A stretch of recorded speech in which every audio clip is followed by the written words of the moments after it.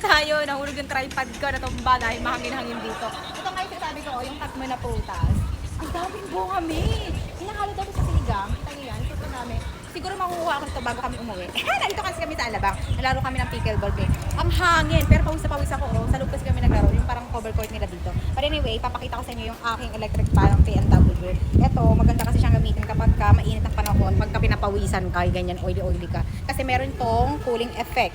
Meron siyang malamig na effect kapag ka inon mo yan, ganyan.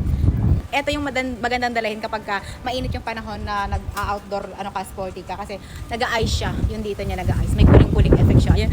Pero mahangin dito sa labas. Pero yung pinaglalaroan kasi namin covered court. So magpapawisan ka talaga. Pataas mo pawisan ganyan kaya di ba? Malamig siya. Kaya maganda siyang gamitin. Pero mo na siyang isabit na ganito. Ayan. Tapos na-adjust mo yung kanyang lanyard. Oo, pakita ko sa inyo yung loob. Ha? Basura tayo doon. Ay, alam ko to. Meron ito sa probinsya. Oo, condition. Oo. Nakakain ba siya directly? Oo, nakakain siya. Ano maasim?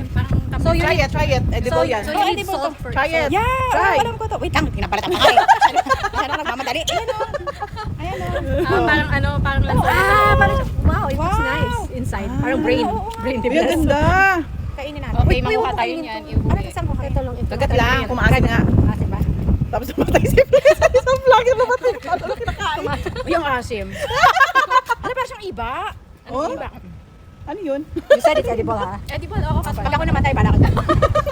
Malapit na hospital dito. Lasang amoy kamyas. Kamyas nga. Ayun yung sinabi kamyas. Kasi nagpapa, Sis, ano lang. Oh yeah, Kamyas. Diba? Kamyas. Yeah, kamyas, promise. Kamyas siya. Uy, ang dami oh. Okay. Namanguha tayo. Goal na lang ako sa baba. Pero Yung sa baba lang? Sa galing ko sa baba. Pero fresh pa siya. Maganda sa loob. Walang kahit anong dumi sa loob. Ano, sarap. Ang sarap niya sa ng asin. True. Go, mag-uwi ka na niyan. Tingnan mo. Oh, bad. So, ayun lang. Ay, ang sarap. Asim.